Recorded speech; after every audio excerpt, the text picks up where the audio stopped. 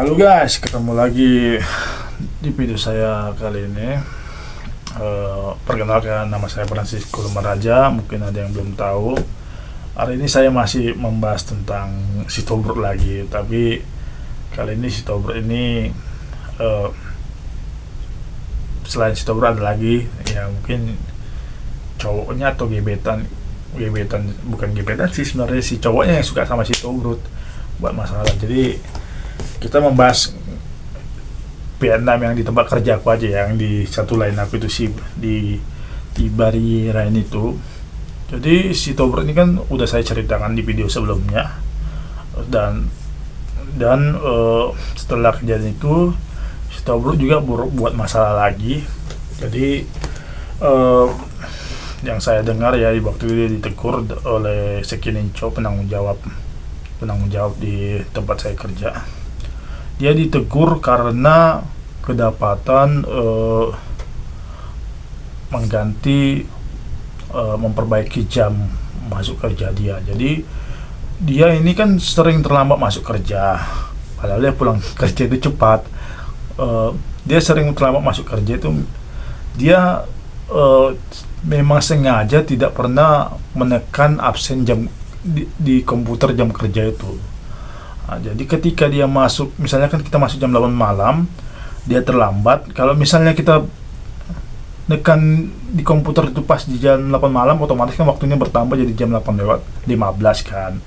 Jadi terlambat 15 menit. Dia memang sengaja tidak ditekan, dia dikosongkan jam masuknya, terus diganti dia di dalam tempat kita kerja itu, di lantai 2 ada komputer khusus untuk memperbaiki jam kerja yang bermasalah.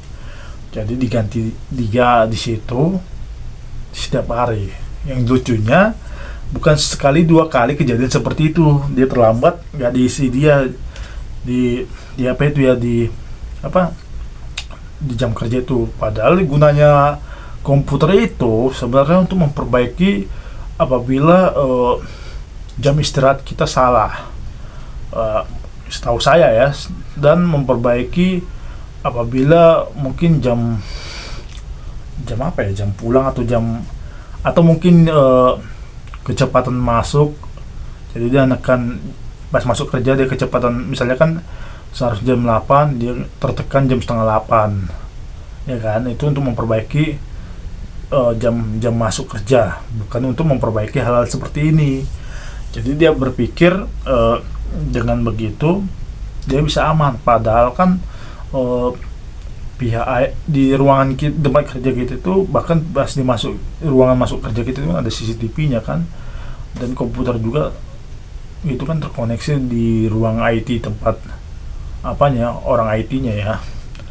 Jadi terpantau oleh orang IT-nya kan. Dilaporlah ke Sekininco, penanggung jawab. Terus Sekininco menyampaikan sama dia nggak tahu. Memang kalau saya lihat sih dia pura-pura nggak tahu aja kan, dia namanya Sitobruk kan.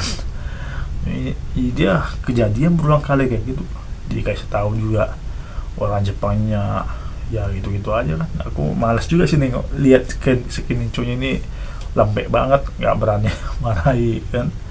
Terus sekitar semenjak kejadian itu, seminggu kemudian, bertepatan seminggu setelah kejadian itu, waktu itu saya libur dan saya masuk kerja. Orang Jepang nyamperin saya, kemarin si Tobruk nggak masuk kerja katanya kan. Padahal di jam kerja itu dia masuk jam 8, dia nggak masuk kerja. Terus saya masuk kerja, seharusnya di hari itu dia masuk jam 8 malam, sama seperti saya. Rupanya dia datang jam 10 malam. Ditanya lagi sama Sekininco, kamu kenapa terlambat? Alasannya nggak masuk akal, sakit perut. Nggak masuk akal ya kan, padahal dia kemarin libur.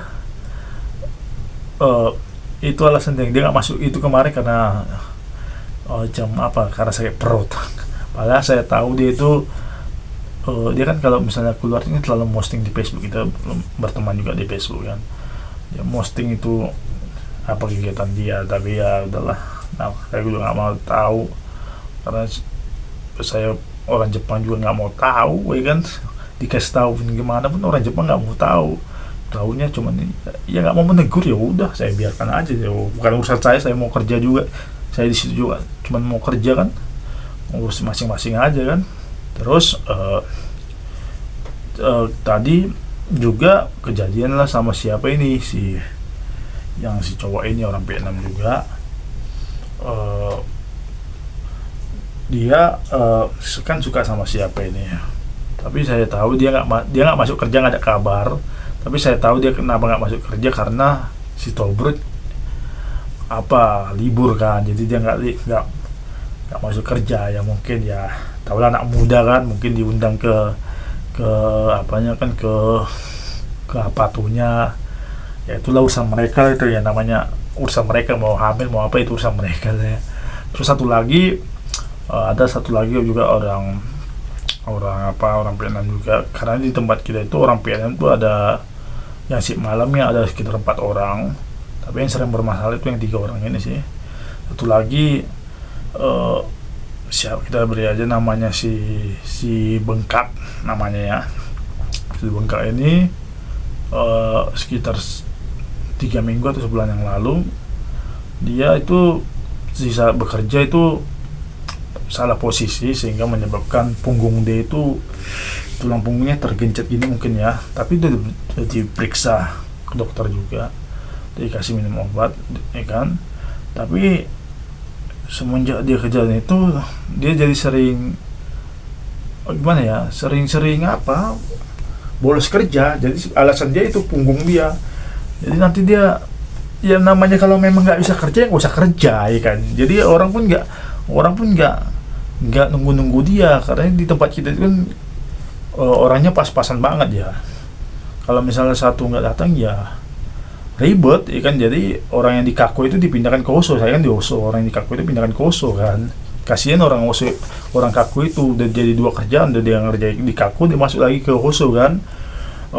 Nanti dia juga datang nanti sekali seminggu. Bayangkan coba, suka-suka dia masuk, dia nggak masuk pun nggak ngabari ke perusahaan kan. Ya itu tadi alasannya, punggungnya sakit. Padahal dia itu kerjaannya cuma narabe. Misalnya ada kan ada tuh kue-kuenya udah jalan di conveyor, udah berputar, dia cuma meluruskan itu roti-rotinya ke mesin, ke conveyor selanjutnya, agar rotinya masuk ke bungkus sasetnya itu kan. Cuman itu aja kerjanya. Siap itu dia nggak suji lagi. Kami tahu, sesama orang Indonesia tahu, dia cuman alasan doang. Karena kalau misalnya udah selesai kerja, dia pasti boro-boro lari-lari ke lantai 2 untuk main handphone. Bayangin coba, sakit punggung bisa lari-lari. Dia siap satu sip, siap satu jeda roti, ada jedanya, dia nggak pernah mau bersih-bersih, langsung lari ke atas. Misalnya ada idenya 10 menit, dia lari ke atas cuman main handphone doang. Padahal di atas itu nggak boleh main handphone loh, ada tulisannya kan. Ya itulah mengibuli. Tapi ya gimana, kita mengadukan sama orang Sekinicho, Rejo, mereka nih nggak pernah mau merespon. Ya taunya ngeluh tapi nggak berani menyampaikan ke atasan ya. Seakan-akan kita ini yang capek kan orang Indonesia sendiri kan. Padahal kalau misalnya kita nggak datang, itu kayak teman saya satu kerjaan orang Indonesia, dia waktu itu memang tangan dia terkilir, dia nggak masuk kerja. Dia padahal melapor loh dia datang ke pabrik melapor nggak bisa kerja, malah dibilang malas kerja. Bayangin coba, dibilang orang Jepang malas kerja, padahal teman saya itu sendiri udah bilang tangannya sakit. Bahkan saya sempat termakan omongan orang Jepang, percaya aja bahwa dia itu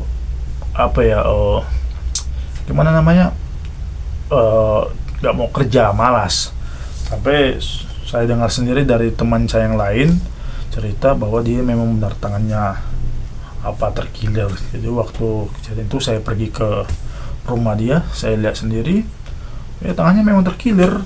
saya sampaikan juga sama teman saya, bilang, wah aku sempat berpikiran negatif sama kau, minta maaf lah, tapi orang Jepang bilang, ngeri sih orang Jepang ini, dibilangnya kamu malas kerja ini ini kata teman saya kaget, gila itu ini. Ya itulah, agak aneh sih memang di apa ya, di sini ya, di Fujipang Nishiyaro ini berbeda kayak di Fujipang waktu saya di Tokyo itu. Katanya di Tokyo itu kita memang mentalnya dilatih banget ya waktu di Tokyo itu. Orang Jepang juga tegas-tegas banget. Di sini memang orang Jepangnya manja-manja banget. Terus kayak kita ini orang Indonesia ini kayak didiskriminasi kan. Kalau misalnya ya kita orang Indonesia diperas banget. Padahal orang-orang Vietnam itu buat salah nggak pernah ditegur. Gimana sih? Ya yang capek kan orang kita kan. Ya seharusnya profesional dong ya kan, kerja. Kita kan gaji kita sama loh. Masa gaji sama kerjaan beda ya kan? Ya kita kerja mati-matian, ditinggal terima apa kan. Begitu juga tadi si Tobrut sama itu yang cowok yang kita sebut saja namanya si Kurus dan si Bengkak ini. Itulah 3 orang yang selalu buat masalah di tempat saya kerja. Itu aja sih ya, tapi kita sabar-sabar aja sih. Saya juga, teman saya juga udah nggak tahan lagi apanya, nahan kayak gini terus kejadiannya tiap hari. Masuk kerja asik mereka nggak ada, asik libur tanpa pamit kan. Dia katanya mau ngelapor ntar kalau misalnya ketemu atasan, mungkin dia akan melapor di suatu saat karena udah capek banget. Ya bukan cuma dia yang capek, kita semua orang Indonesia di kerja itu capek banget melihat kayak gini kan kerjaan. Ya saya juga keluar dari kemarin di Fukuoka kan karena kasus seperti juga. Saya waktu itu kan di pabrik saya kerja itu kan orang Vietnam semua ya kan. Saya udah sampai 3 kali melapor tidak ada perubahan, makanya saya berhenti dari perusahaan sebelumnya di Fukuoka kan. Itu aja sih. Oke, itu aja video saya singkat ini tentang orang Vietnam yang tidak becus kerja. Oke, sampai ketemu di video selanjutnya. Bye.